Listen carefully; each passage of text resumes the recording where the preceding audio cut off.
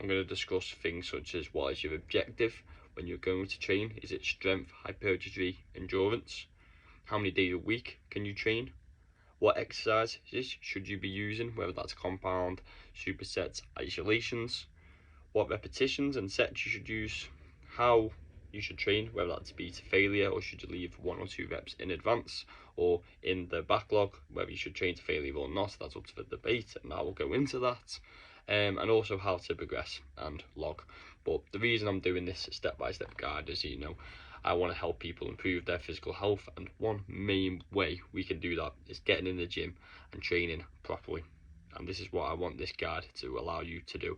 I want it to be, whatever your goals are, to allow you to get into that gym and know how to train efficiently and effectively to start to look and feel good, because the benefits this has on your physical, mental and social health cannot be understated.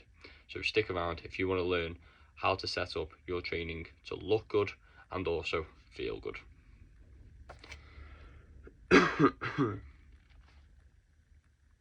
So where to start? I'd say start at the very start. Step number 1, identify what your objective is. When you go into the gym or when you have a training block, you should know what your goal is. So for me, it's to look bigger, it's to put on more muscle. But what does this mean? Well, this is what we call hypertrophy or hypertrophy. This is the training needed to try and allow us to put on more muscle, to gain muscle in the areas that we want to. However, your objective could be purely to put on strength. You want to lift the most as you possibly could. That could be your objective, and if it is, you will train differently. On another note, you may want to increase your endurance, and I'm not talking about cardio because we can do another episode on that. This guide will centre strictly on in the gym and using weights. But if you wanted to increase your endurance on how many reps you can do, then this would also dictate how you would set up your training. So if you, before you decide that you want to work out and go to the gym, just have a little think, what do I want to get out of this training? Do I want to be the strongest I most possibly want to be? Do I want to look the best that I most possibly could? Do I want to have the most muscle that I can? Or do I want to be able to lift the most for the most long amount of time? And that would be endurance. So I would say number 1, identify what you want to get out of your training. For me personally, I like to train for hypertrophy, but I also do some strength work, and it can tie over a little bit that I'll get into. The objectives of this is mainly through your volume and your repetitions, but once you've decided, then stick with it at least for 6 to 12 weeks. After, I would say 12 weeks, then if you want to focus on your strength training instead of your hypertrophy, then be my guest and do that. But make sure you give it 6 weeks in that training pattern.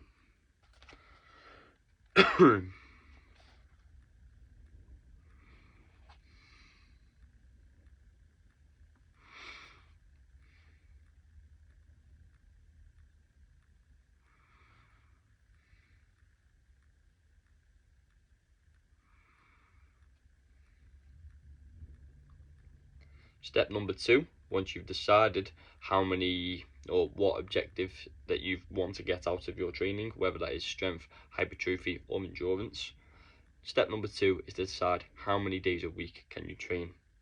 For me, I want to train 4 days a week, so this dictates what type or what split of training I can do, because we want to hit the muscle groups 2 times a week, each muscle group 2 times a week.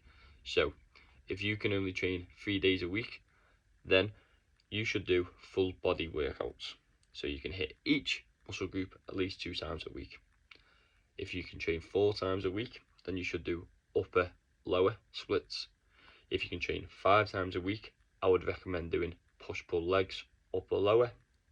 And then if you can train 6 times a week, you may opt to do push pull legs, rest, push pull legs. Ensure you have at least 1 rest day minimum in that week. Do not train 7 times a week, because you will burn out and you will not allow sufficient rest for your muscles to grow. And that's for any sort of training block. So make sure you are resting enough, but dictate how many days a week you can actually work out consistently, and then you'll be able to to see which split is best for you. Personally, I work out 5 days a week, so I do push pull legs, rest, upper lower, rest and repeat. Do I always stick with this? No. Sometimes if I miss a workout, say I do upper lower, rest, upper lower, and then I've obviously missed out a workout, I've tailored it to those 4 days. So if you've only got 4 days to work out in that week, I personally would recommend doing upper lower instead of your push pull legs. Or you get the drift. But if not, and you want to stick to that workout, do that, because the 7-day period that we call a week, our muscles don't know what this is, so don't stress about it too much. If you do push pull legs 6 days a week, but this week you're only going to do it 5 days a week, start with the other workout. So you do push pull legs, push pull, and then you would usually do legs, but then you're going to have 2 days rest. Just do your leg workout again and start it again. Your rest period, your rest day can change, so do not stress. But yeah, step number 2 is working out how many days a week can you train, and then tailoring the right split to allow you to hit your muscle groups 2 times a week.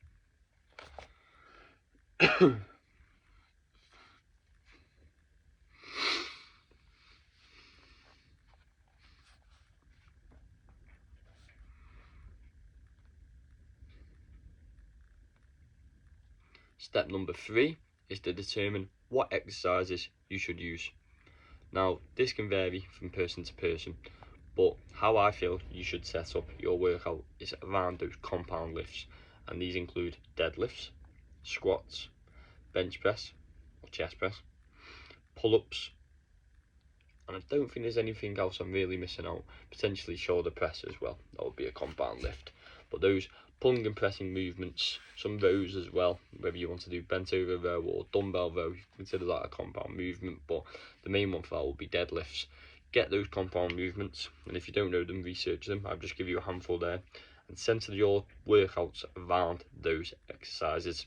So if, like me, you've decided to work out 5 days a week, for your pull session you will have only two main compound movements. So that could be for your pull session, there may be pull-ups, and then there may also be some bent over rows. They will be your 2 main compound lifts, and they're the ones you're going to go all out on, and you're going to progress these lifts.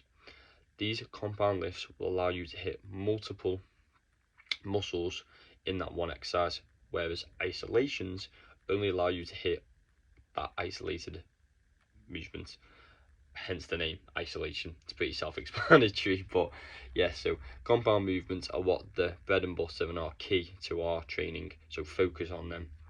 If you don't know what compounds are, like I said, research them, and then once you've got your compounds in place for those days, so upper, lower, you may have deadlifts and squats on your lower days, and then for your upper days you may have bench press and pull-ups. Then for the rest of those exercises that you want to choose from, choose isolation exercises.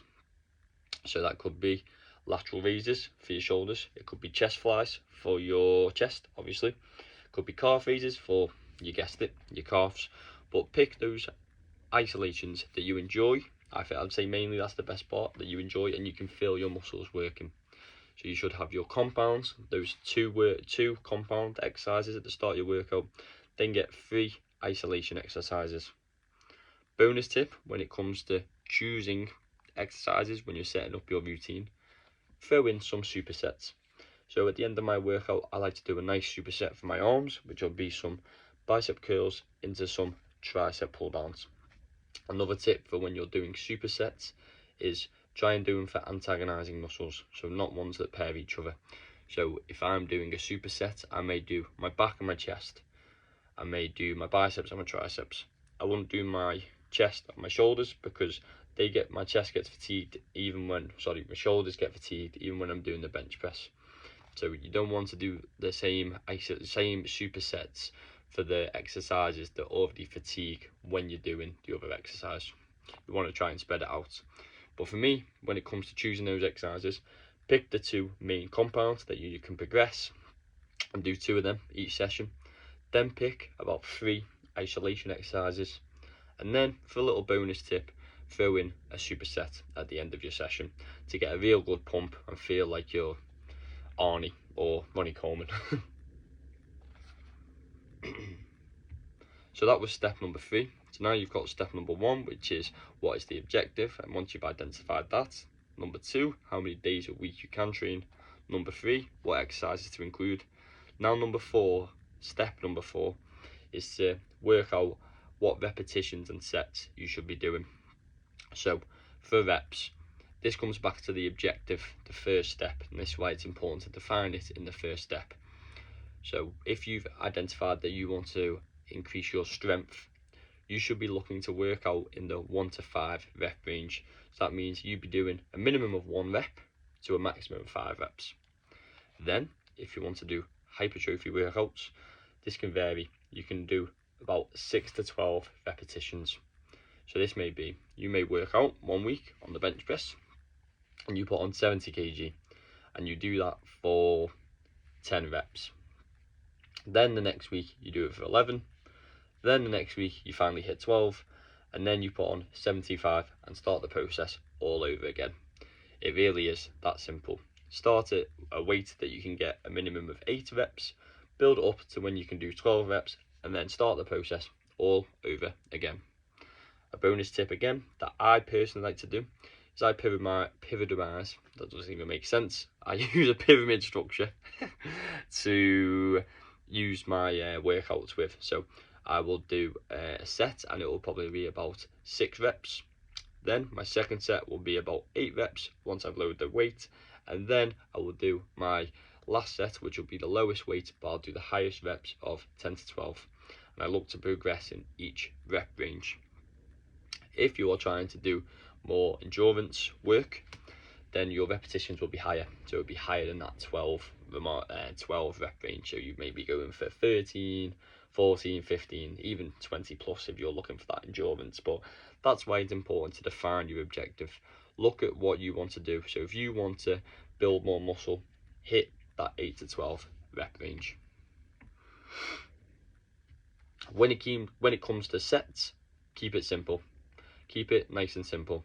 For each muscle group, hit a minimum of 6 to 8 sets a week. So this is why it's important again for you to work out how many days a week you can train. So in that upper and lower split of those 4 days, you'll be able to work out on like a spreadsheet or on a piece of paper even how many times or how many sets you've done for your chest. So you might do 3 on the first session, and then you might do 3 in the second session. So in a week cumulative, you've done 6 sets for your chest, and that's what I would say, or I would call a minimum. Look to do at least 6. Push to 8 if you can, and then anything over 8 is you're getting up into higher volume. I wouldn't recommend doing anything above 12 sets a week for any one muscle group unless you're really looking to grow it. If you really want to grow your chest, but let's be honest, if you're not bothered about your calves, I would spend more time training your chest than I would my calves. That's simple maths. Put more effort into those muscle groups that you want to work out and grow. I think again, another bonus tip, if you really want to grow your biceps, then make sure you prioritize your bicep training. So 1, you may up the frequency, so you may train biceps 3 times a week rather than 2. And the volume, you may do more sets, but put them at the start of your workout when you're fresh, when you know you can lift the most weight. Because if you just leave them to the end of your workout every week, you're not going to be able to train them as hard as if when you were fresh. So prioritize those muscle groups that you really want to grow.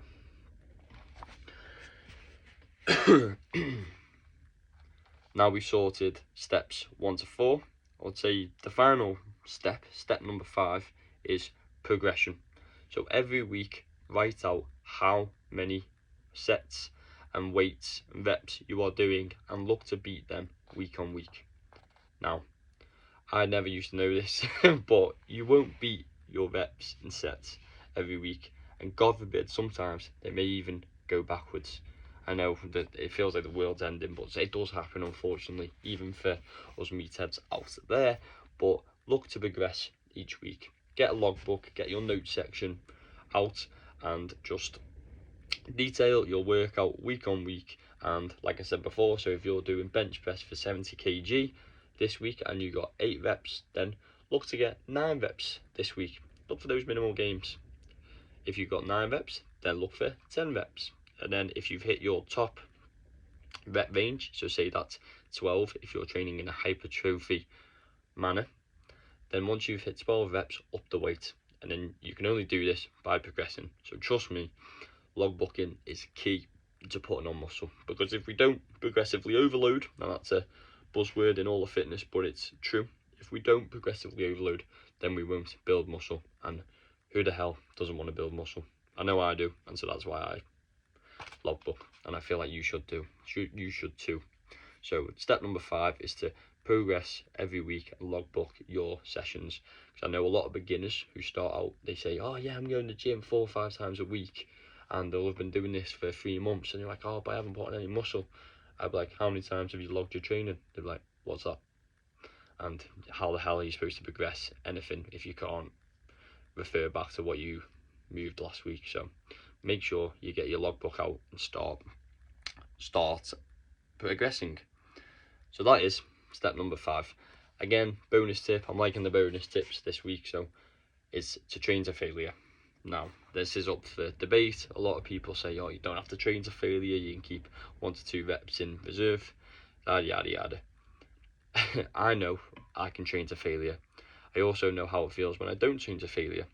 Training to failure is a hell of a lot more fun than not training to failure, and it will help you gain a lot more muscle than if you are just going through the motions. Most people who have never trained to failure won't be able to do it straight away. It's a skill that you have to acquire, and to be honest with you, I fell out with it a bit. I'm not going to as much failure as possible because I'm focusing on running, and I don't really want to get too many DOMs and stuff, because when you train to true failure, trust me, you'll get DOMs. But try to train at least 2 reps in reserve. So that means if I put a gun to your head, you would only be able to do 2 more reps, and then you physically won't be able to do any more. 1 more rep is, there you go. And then failure is clearly, if I, again, I don't really like the analogy, but if I had a gun to your head and said do 1 more rep, you won't be able to do one. And that's where we should all aspire to try and get to. So try and train to failure, and your gains will thank you for it.